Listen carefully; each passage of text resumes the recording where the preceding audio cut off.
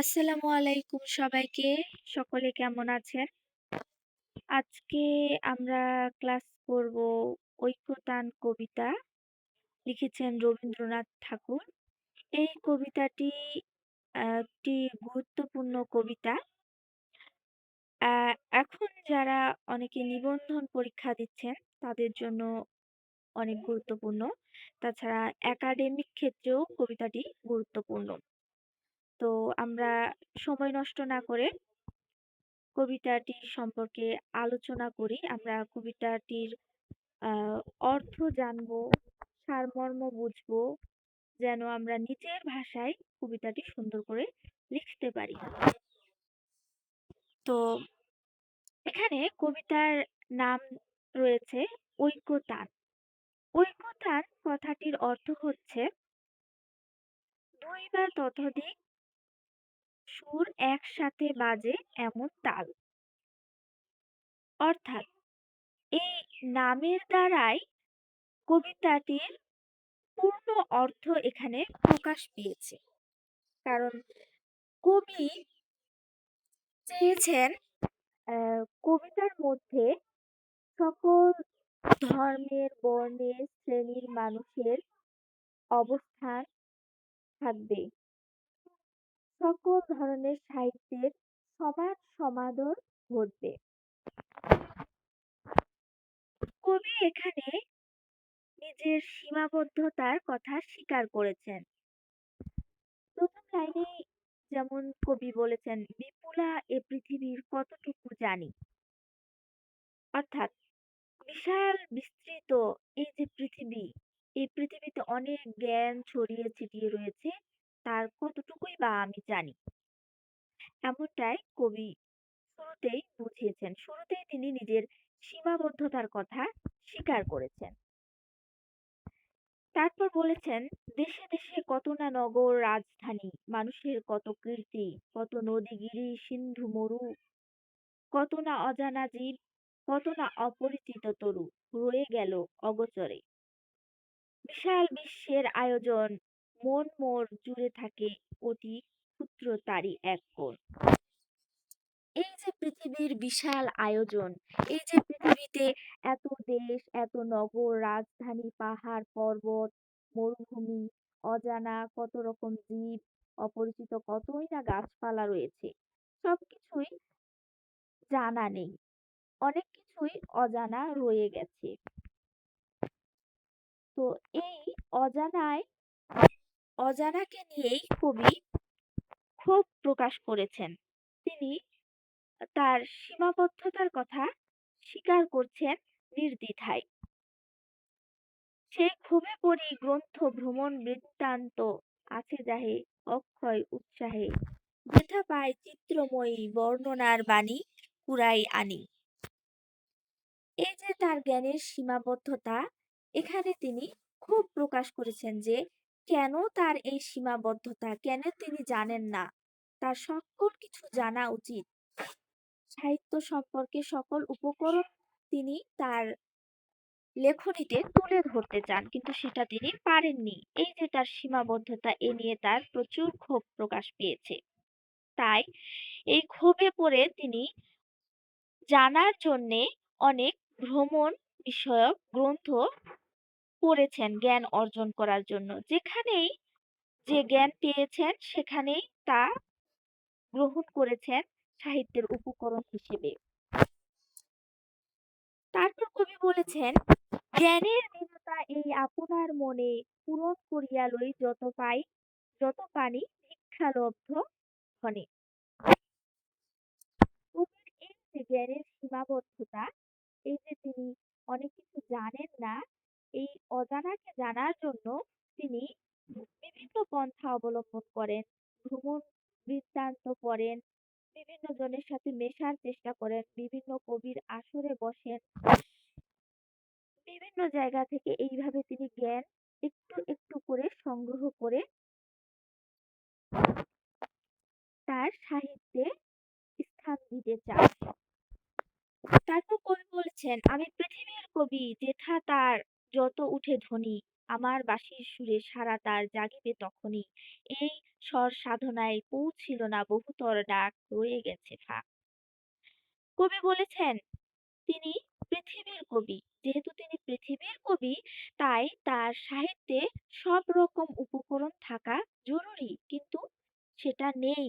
কোথাও না কোথাও একটা কমতি রয়ে গেছে।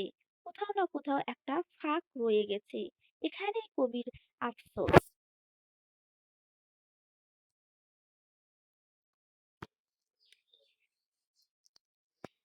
পৃথিবীর প্রকৃতির ঐকতান স্রোতে নানা কবি ঢালে গান নানা দিক হতে। তাদের সবার সাথে আছে মোর এই মাত্র যোগ। সঙ্গ পাই সবাকার, লাভ করি আনন্দের ভোগ। পাইনে সর্বত্রে তার প্রবেশের দ্বার। বাধা হয়ে আছে মোর বেড়াগুলি জীবনযাত্রার।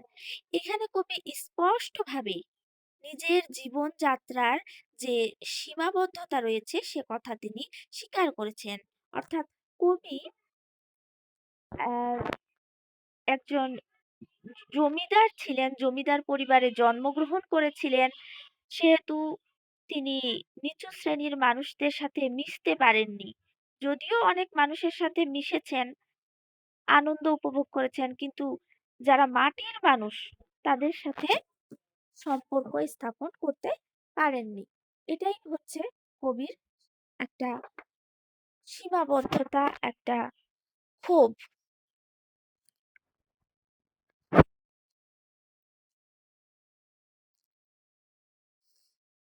তারপর কবি বলেছেন, চাষি খেতে চালাইছে হাল, তাঁতি বসে তাঁত বনে, জেলে ফেলে জাল। বহুদূর প্রসারিত এদের বিচিত্র কর্মভার, তারই পরে ভর দিয়ে চলিতেছে সমস্ত সংসার। এই যে মাটির মানুষেরা, যারা মাটির সাথে সম্পর্ক রেখেছে, মাটির সাথে সম্পর্ক রেখে কাজ করে চলেছেন, তাদের সাথে পৃথিবীর একটা সম্পর্ক রয়েছে। তাদের উপর নির্ভর করে সমস্ত সংসার চলছে। অতি ক্ষুদ্র অংশে তার সম্মানের চিরনির্বাসনে সমাজের উচ্চ মঞ্চে বসেছি সংকীর্ণ বাতায়নে। মাঝে মাঝে গেছি আমি ওপাড়ার প্রাঙ্গণের ধারে। ভিতরে প্রবেশ করি সে শক্তি ছিল না একেবারে।